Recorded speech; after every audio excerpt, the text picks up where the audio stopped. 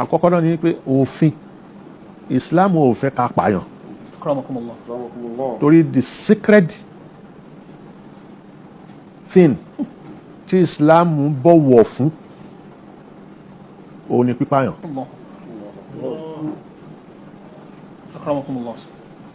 kódà Islam ní pé asárikó wa sárikọ́ faqta'u aydiyahuma ẹgẹ òfin yẹn wà nílẹ̀ application ẹ̀ ǹjẹ́ gbogbo olè la lè gé ọwọ́ ẹ̀.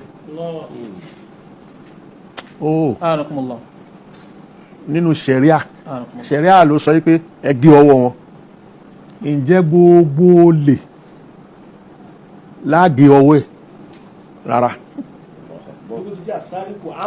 àmù lóòlò tàláwà yọkalẹ̀ tó fi yọkalẹ̀ wípé ẹ má gé ọwọ́ ẹ̀ nísìnyí ẹnìkan lọ ó jí búrẹ́dì gbúrú olè wọ́n wá ká mú ṣáàgé ọwọ́ ẹ̀ ni ó ṣẹ̀ríà ò gé ọwọ́ ẹ̀ torí pé nǹkan tó gbé yẹn ebi ló ń pa.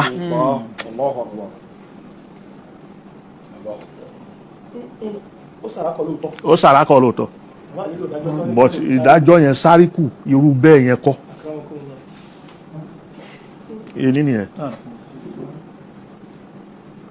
pípààyàn tó bá pààyàn kan pa tó bá pààyàn wọn pa an-nafsu bin-nafsi wal-'aynu bil-'ayn wal-juruha qisasun qisas ká gbẹ̀san Islam ṣe lọ́rọ̀ yẹn wa fil qisasi hayatun but ṣé gbogbo ẹni tó bá pààyàn ní ká pa.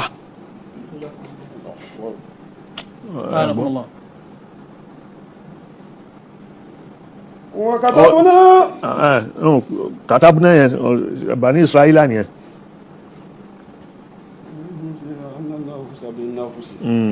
òfin yẹn ṣiṣẹ́ nínú Islam náà but ọ̀dọ̀ àwọn Bani Israila nínú kíni Musa ló kọ́kọ́ wà. So now ìran márùn-ún ni kọ́tìlù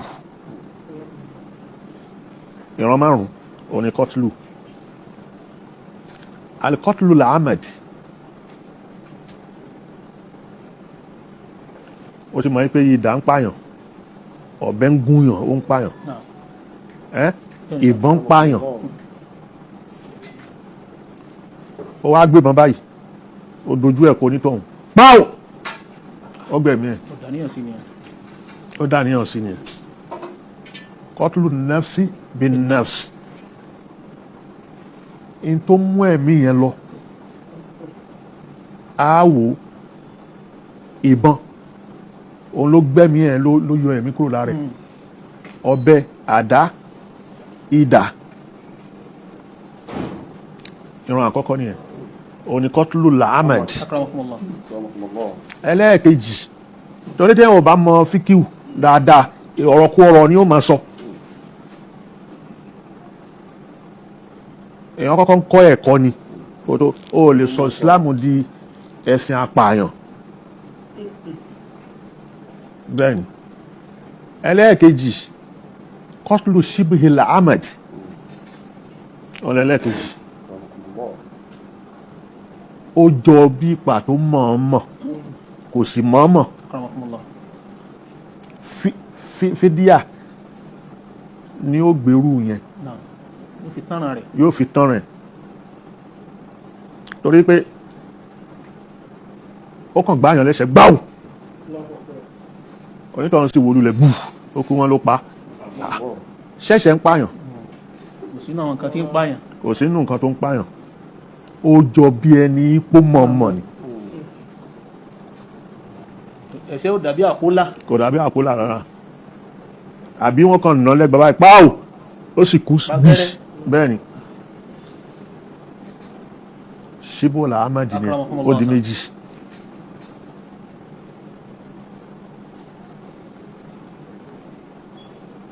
ẹlẹ́ẹ̀kẹta òun ni pé òun ò ń ṣe ṣíbòlà amadi kì í sì ṣe Ahmed. Èèyàn dẹ páńpẹ́ kalẹ̀ ó fẹ́ pa eku àbó fẹ́ pa ọ̀yà ó fẹ́ mú kété lóko àbí ẹ̀bìtì tó fẹ́ fi mú ìgalà. bẹ́ẹ̀ ni ẹnìkan ò mọ̀ pé wọ́n kẹ́kínní ìkalẹ̀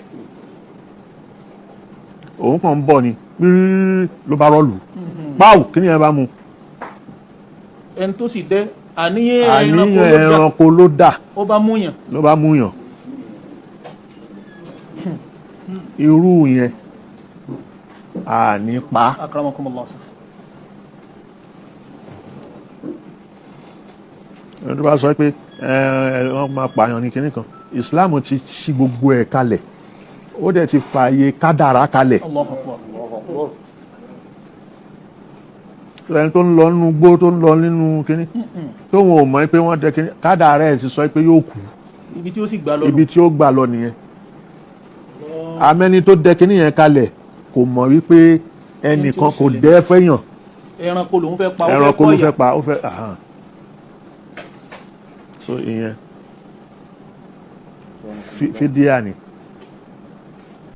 wẹ̀ ó fẹ́ yọ zaka ó fẹ́ lọ hajj ìbàdàtì ni ìbàdàtì ta wí ìṣèhádù wà ìṣèhádù yẹn fàkíhù tí ó lo tí wọn bá kọ́ lọ́ọ̀ nísìn ó lo ó kú kíkọ́ ló kọ́ ó kú báwo ló ṣe fẹ́ apply application.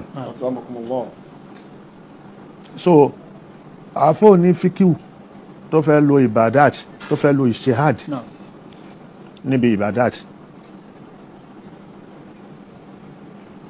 kí n kọ́kọ́ mú wa lápèjúwe ẹni tó bá fẹ́ obìnrin tó fẹ́ ṣe haidọ̀ àti nifas tálkùránì dẹ̀ sọ wípé ìṣtẹ́nibó nìsá fìlmáhìd wà tẹ́sílù nìsá fìlmáhìd tẹ́sílù nìsá fìlmáhìd lásìkò gbà yẹn ò lè ohun pẹ̀lọ́pọ̀ ò lè láṣepọ̀ ó yàtọ̀ sínú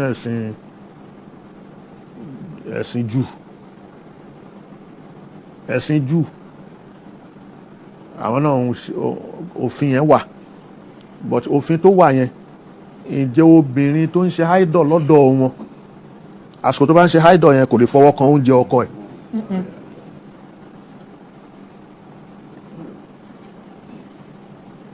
lọ́dọ̀ wa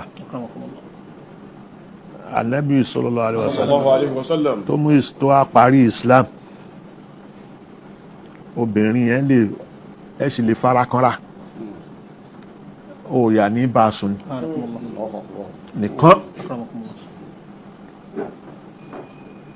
náà òfin yẹn tó wá nínú Islam bẹ́ẹ̀ gbogbo tírafíkì tó sọ̀rọ̀ haidọ̀ tó sọ̀rọ̀ nifas tó sọ̀rọ̀ kúrú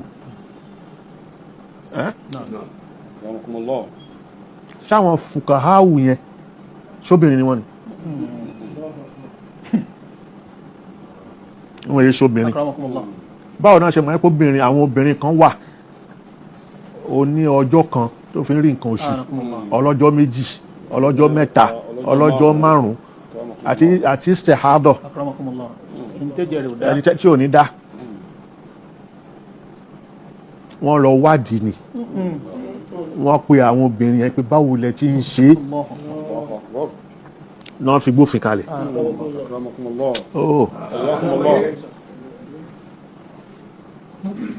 So ìṣèhádù nìyẹn. wàhálà táwọn ṣe káàkiri tán gbàjọ òun làwọn kà lójú kan. bẹ́ẹ̀ni èyí tó díjú tí mo lè fi yanjú àwọn ọ̀rọ̀ yẹn ni ìṣèhád níbi ìbàdàt irú ẹ̀ lọ́rọ̀ àwẹ̀.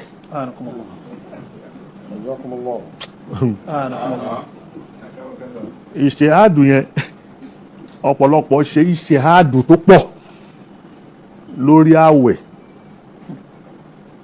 Al-Qur'ani sọ pé kutiba alaykumus siyam kama kutiba alal ladhina min qablikum. فمن تطوع خيرا فهو خير له وأن تصوموا خير لكم إن كنتم تعلمون شهر رمضان الذي أنزل فيه القرآن هدى للناس وبينات من الهدى والفرقان فمن شهد منكم الشهر فليصمه ومن كان مريضا أو على سفر فعدة من أيام أخر يريد الله بكم اليسر ولا يريد بكم العسر ولتكملوا العدة ولتكبروا الله على ما هداكم ولعلكم تشكرون. a ti mọ̀ pé ọ̀ràn yẹn ni kutiba alaykumus siyam. now ààwẹ̀ tá a fẹ́ gbà oríṣiríṣi làwẹ̀, ààwẹ̀ tàtàwá wà, ààwẹ̀ nuzuru wà. Mo lérí fọ́lọ́run pé tó bá ṣe nǹkan báyìí fún màá gbàwẹ̀, tó bá ṣe ìyẹn ò sínú ramadana o, ramadana lọ́ràn yẹn ní tó tẹ̀jẹ́ tó ṣe jọ́ràn yẹn Ọlọ́run ló sọ pé kútìbà alaykumus siyam. يا أيها الذين آمنوا كتب عليكم الصيام كما كتب على الذين من قبلكم. àwọn tó ti ṣáájú yín àti ṣe lọ́ràn yẹn lé wọn lórí. Ànábì Ádámù gbàwẹ̀. عليه الصلاة والسلام. Ànábì Ádámù ó gbàwẹ̀. So ààwẹ̀ àtọ̀sán àtòru ni kò ní jẹun. Yóò gbà lọ́sàn kò tí ẹni túnú ni odidi 30 ọjọ́ bẹ́ẹ̀. Òun wá àṣà Ádámù rabbahu fagawa fataba alayhi wahada. In tí ó fi gba tútú bẹ́ẹ̀ yẹn òun ni ààwẹ̀ yẹn torí ó ti ṣe ìsìyàn nígbà tó lọ ní má jẹ nǹkan kan bẹ́ẹ̀ o, ẹ má súnmọ́ra yín ló ń jẹ́ bẹ́ẹ̀, ẹ má súnmọ́ra yín, obìnrin ló wà lẹ́gbẹ̀ẹ́ yìí rẹ̀, so má jẹun kankan tí ó wá bí símẹ́ǹsì ẹ lára. Símẹ́ǹsì yìí ni ó jẹ́ kẹ́ mọ̀ nǹkan tó tí ò yẹ kẹ́ mọ̀. Bẹ́ẹ̀ dẹ̀ ni níjọ́ tó lóun fẹ́ dá kó lóun fẹ́ dá sálìjọ́ náà orí ilẹ̀ ló lóun fẹ́ dá sí inni ja'ilu fil ardi so ta'alluqat nìyẹn, ta'alluqu tanjizi as-suluhi, ta'alluqu tanjizi al-qadim, ta'alluqu tanjizi al-hadis. Mẹ́ta ni mẹ́tẹ̀ẹ̀ta yẹn yóò tẹ̀léra wọn ni. Ta'alluqu tanjizi al-qadim ní pé inni ja'ilun fil ardi khalifatan kò yìí ṣe ń gbà yẹn, kò tí ì ṣe, ó wá dà gbogbo step yẹn lọ bó ṣe yẹ kó lọ. Ó wá ní ya Adam uskun anta wa zawjuka al-janna fakula minha ragadan haythu shi'tuma ولا تقربا هذه الشجرة فتكونا من الظالمين. هذه الشجرة لونها ما دبه تعلق تنجيزي gbogbo step gbogbo kini lábẹ́ تعلق تنجيزي الصلوحي ló wà, ó ti dá wọn tán. má jẹ waswasa ilayhima ash-shaytan fabadat lahuma sawatuma fatafiqa yakhsifani alayhima min waraqil janna fa'asa Adamu rabbahu fagawa. ilẹ̀ tó lóun fẹ́ dá sí yẹn òun ló ṣẹ̀ṣẹ̀ wá dé. ta'alluqu tanjizi al-hadis ó ṣẹ̀ wá orí ilẹ̀ ó ń ṣe sánmọ̀ ló dá sí akramakumullah. Rahmatullah. orí ilẹ̀ náà ni akramakumullah. so ó wà bẹ́ẹ̀ kí tiẹ̀ lábá níbẹ̀ nù ọ̀rọ̀ àwẹ̀ náà. àwẹ̀ Ádámù wá gbàwẹ̀ àwẹ̀ yẹn ni tó fi tọ́ràn má jẹ fataba alayhi. fàtábà àlè yìí ọlọ́run á gba tútú bẹ́ẹ̀ tútú bẹ́ẹ̀ yẹn tó gbà ló fi gbàwẹ̀ akramakumullah. Rahmatullah. gbogbo àwọn ànábì Ọlọ́run náà ni wọ́n gbààwẹ̀. gbà wọ́n gbà kàmá kútìbà alaykumus siyam kútìbà alaykumus siyam kàmá kútìbà الذين من قبلكم لعلكم تتقون.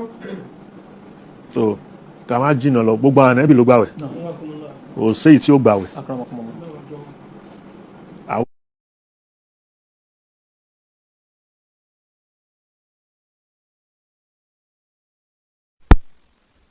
tọ̀ torí sọ́ọ̀m ó yàtọ̀ sí siyam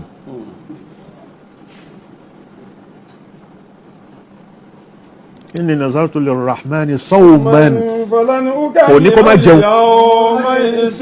ọ̀rọ̀ ló ní ó má sọ ìyẹn ló fi ń jẹ́ sọ́ọ̀m kó gbààwẹ̀ ọ̀rọ̀. kó gbààwẹ̀ ọ̀rọ̀ ni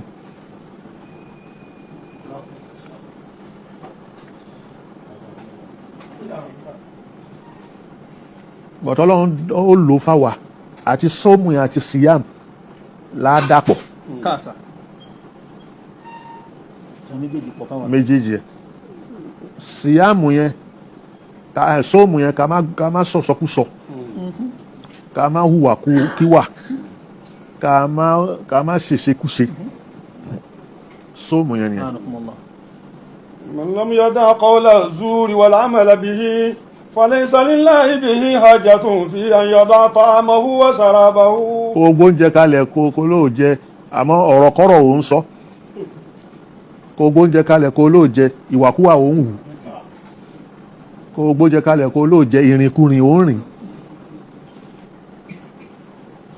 falaysa lillahi haja ọlọ́run ò ní bùkátà kó ọ̀tọ́rọ̀ ọlọ́run ò ní jẹ kábà sọ pé kó má ṣọ́ọ̀tì ráṣọ̀nà ọlọ́run ló ṣe ní o gbàwẹ̀ àwẹ̀ yẹn la'allakum tattaqun bóyá ẹ payà ẹ hùwà tá a ní kẹ́ hù so ìyẹn bẹ́ẹ̀ ọ̀rọ̀ pọ̀lọ̀ lórí yẹn حياكم الله. ìṣehádù tó wá wà ń bẹ̀ ní pé báwo la ṣe fẹ́ gbàwẹ̀ ó sì ti dọ́nà yàn. ó ti dọ̀rọ̀ yàn ó wá ní ṣáhù Ramadan yẹn ó ti fi hàn wáyé pé àsìkò tá a gbàwẹ̀ àsìkò Ramadan ni bẹ́ẹ̀ ni sà. أكرمكم الله.